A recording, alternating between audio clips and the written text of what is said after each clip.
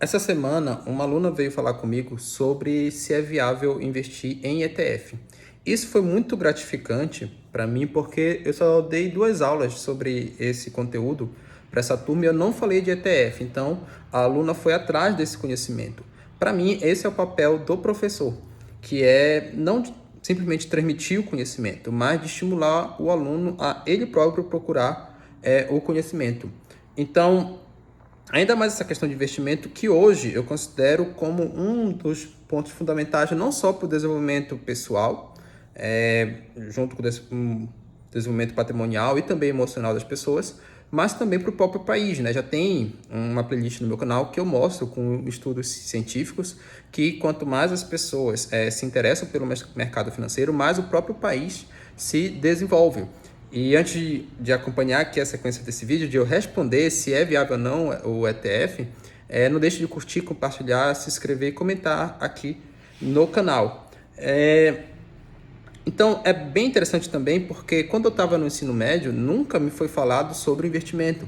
E eu vejo jovens agora tendo acesso a esse conteúdo, eu acho muito legal. Sempre o que me foi falado é que se eu empreendesse, se eu fosse capitalista, entre aspas, isso seria ruim, seria uma pessoa ruim porque estava contribuindo para aumentar a pobreza, a desigualdade, essas coisas. E nunca me foi falado o pensamento contrário. E esses alunos estão tendo a oportunidade de ouvir alguém falando o contrário. Não estou nem dizendo que esses alunos devem concordar comigo, que eu não acho que funcione assim. Mas, pelo menos, eles estão vendo dois lados de uma moeda e eles têm a liberdade de escolher aquilo que é mais... que faz mais sentido, de acordo com o próprio pensamento crítico que eles têm. Beleza, então, respondendo sobre ETF, tá? Se vale a pena ou não. Bom, eu acho que para investimento não existe uma resposta certa, se sim ou não, na maioria das situações.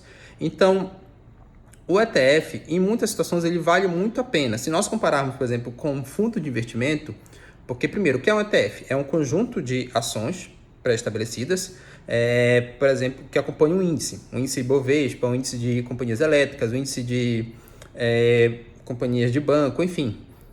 E o fundo de investimento é quando um gestor escolhe as empresas para você. Nesse caso, eu prefiro o ETF. Porque o ETF você tem a diversificação, você vai ter um portfólio de empresas e você não vai pagar as taxas de um fundo. Eu acho que os estudos já mostram que ETF, no geral, eles rendem mais do que fundo. Os índices de bolsa de valores, como o Ibovespa, o índice da Bolsa de Nova York, sempre rendem mais do que os fundos, justamente porque não se paga a taxa de comissão dos gestores. Então, ETF é melhor do que fundo. Agora, a pergunta dela foi se é melhor você comprar um ETF, que é um conjunto de ações, ou você mesmo escolher as suas ações e ir comprando uma por uma. Bom, por que depende? Porque esse segundo caso aqui, ele é melhor na questão de poupar seu tempo e não necessariamente na sua rentabilidade. Então, no caso dessa aluna, ela faz o curso de agropecuária do ensino médio. E se ela seguir a carreira de agrônoma, é muito melhor que ela fique cada vez mais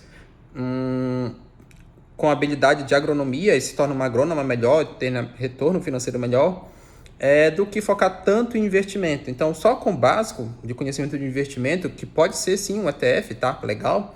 Você só investir periodicamente no ETF, tendo o hábito de poupar, ok. Porque por mais que ela não consiga o melhor rendimento do mercado, o fato dela estar melhorando a sua renda a sua habilidade, sua profissão, faz com que ela acumule patrimônio de forma bacana. Então, seria um bom caminho sim o ETF, tá? Agora, por que depende? Porque eu não invisto em ETF. Eu prefiro escolher minhas próprias ações. Por que eu faço isso? Porque, basicamente, um hobby. Como eu sou de administração e eu gosto de escolher minhas próprias ações e acompanhar elas no mercado, então para mim é bacana, eu gosto de fazer planilha, eu gosto de fazer tudo isso, mas é muito mais uma questão de hobby, e eu nem acho que todo mundo deve fazer isso, do que outra coisa. Eu gosto de acompanhar determinada empresa, isso tem muito a ver com o que eu sempre aprendi, né? Há algum tempo já me especializei, que foi na administração. Eu uso exemplos na sala de aula de empresas que estão ali na Bolsa de Valores. Isso vale para minha profissão. Então, é um hobby e também vale para minha profissão. Nesse caso, eu prefiro eu mesmo acompanhar ações e você pode ter como hobby acompanhar determinada ação, sempre não se tornando um torcedor de uma ação, né? Para isso você faz o balanceamento de carteira, que é algo que eu ensino em sala de aula. Então, nesse caso, eu prefiro eu próprio escolher as ações, até porque se for um ETF, não é feito balanceamento de carteira. E para mim, eu acho que o retorno com balanceamento de carteira, ele melhora muito. Então, eu acho que escolher ali umas 10 ações de setores diferentes, começando pelos setores menos arriscados, que seriam bancos, elétrica de saneamento, já seria uma boa. Mas 8 ações tá bom, né? 3 de bancos, 3 elétricas e 2 de saneamento no próprio Brasil. E assim, o mais legal é que ela foi atrás de conteúdo. Eu acho que isso também nunca deve deixar de acompanhar, até você se sentir bem seguro. Então, você ir atrás de conteúdo de como se investe, de quais são os riscos de cada setor. Nunca vai ter uma ação que seja imune a risco ou qualquer tipo de investimento. Isso já impede que você caia em golpe. Por exemplo, quando você tem alguém te prometendo uma rentabilidade maior do que 1%, 1,5%, 2% ao mês, você já sabe que isso está fora da realidade do mercado. A chance disso ser um golpe é muito alta. Você já entende também que não faz sentido algum tipo de investimento que eles te oferecem, um CDB com baixa rentabilidade, um COI. Recentemente acabou de ter um problema ali revelado da XP Investimento, que é uma corretora que estava oferecendo produtos ruins para os seus geral para os seus clientes, e quem tem educação financeira não iria comprar um COI que eles ofereciam, entre outros produtos.